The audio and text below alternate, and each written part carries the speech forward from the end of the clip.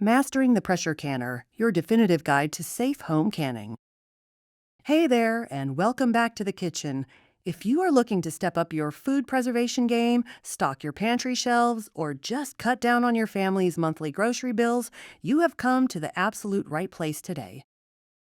For anyone who wants to preserve low-acid foods like green beans, sweet corn, venison, beef, hearty soups, and stews safely at home, a pressure canner is an absolute necessity that you cannot skip. Unlike traditional boiling water bath canning, which is perfectly fine for high-acid items like fruits, pickles, and jams, water bath setups can only reach the boiling point of water, which is 212 degrees at sea level. Unfortunately, that temperature is simply not hot enough to destroy the incredibly resilient spores of Clostridium botulinum, which is the soil-borne bacteria responsible for botulism.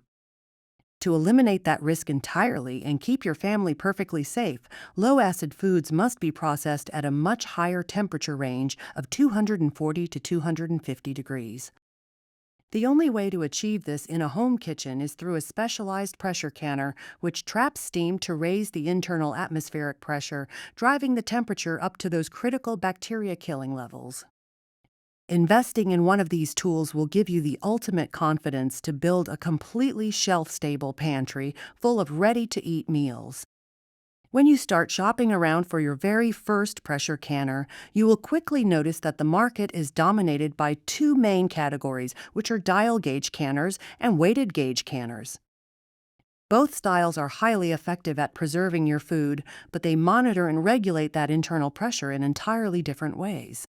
A dial gauge canner features a physical clock-like dial built directly into the top of the lid, where a mechanical needle moves up and down to show you the exact internal pressure of the unit.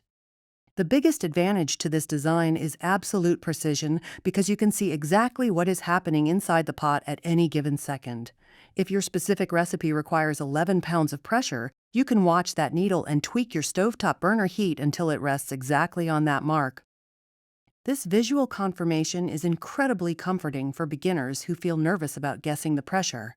However, the downside is that the mechanical elements inside a dial gauge can degrade, go out of alignment, or lose accuracy over time. Because of this, food preservation experts strongly recommend having your dial gauge tested for accuracy every single year before canning season starts. If your dial reads just 2 pounds too high, your food will be underprocessed, putting your family at risk of foodborne illness. On the flip side of things, a weighted gauge canner does away with the diagnostic dial entirely, relying instead on a heavy metal piece placed over the steam vent to manage the pressure for you. The greatest benefit to this design is ultimate simplicity and long-term reliability. Weighted gauges never need to be calibrated or tested at an extension office, and as long as that metal weight isn't physically damaged, it will always weigh exactly what it is supposed to weigh. Instead of staring at a dial, you simply listen to the canner from across the room, and when it reaches target pressure, the weight will begin a rhythmic, steady jiggle or rock to let you know it is working perfectly.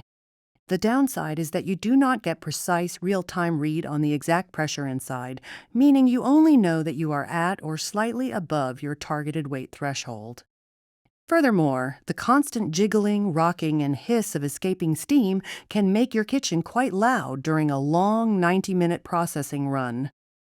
To operate your equipment safely, you must become familiar with the 7 structural parts that comprise a standard home pressure canner. Each component serves a vital role in keeping the unit sealed, stable, and completely safe for use. It all starts with the body, which is the heavy, deep aluminum or stainless steel pot that acts as the primary pressure chamber. This body sits directly on your stovetop burner and holds the water, the canning rack, and your glass jars. Locking securely onto the top rim of the body with a twist mechanism is the lid, which traps the steam inside to build that intense pressure. Before you load anything inside the body, you always place the canning rack flat into the very bottom of the pot.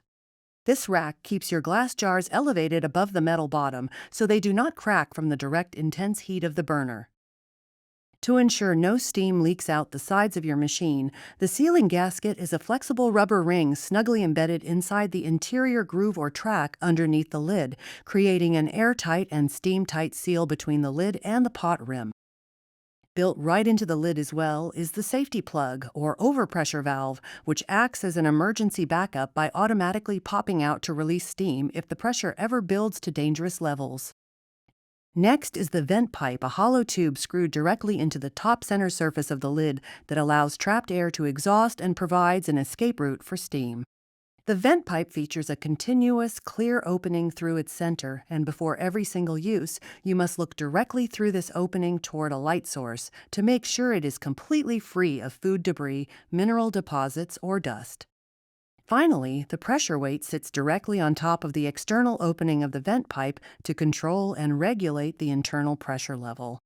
On most standard modern models, you will use a modular, three-piece pressure weight system where you add or remove small metal rings to configure the canner to operate at 5 pounds, 10 pounds, or 15 pounds of pressure. 5 pounds is used primarily for high-acid foods or low-altitude vegetable adjustments, while 10 pounds is the standard baseline for most low-acid foods if you live at an altitude below 1,000 feet, and 15 pounds becomes necessary when processing those same low-acid foods at higher elevations where atmospheric pressure drops. Properly closing your canner ensures it can build pressure safely without leaking steam out of the sides, so you always start by adding the amount of water specified by your manufacturer to the bottom of the body. Inspect your sealing gasket to ensure it is flexible and seated smoothly, load your filled jars onto the rack, and then align the arrows printed on your lid with the corresponding marks on the pot handles. Press down firmly and twist the lid into place until the handles line up perfectly, locking the lid securely into the body tabs. Turn on your stove burner to medium-high heat and leave the pressure weight off the vent pipe at first.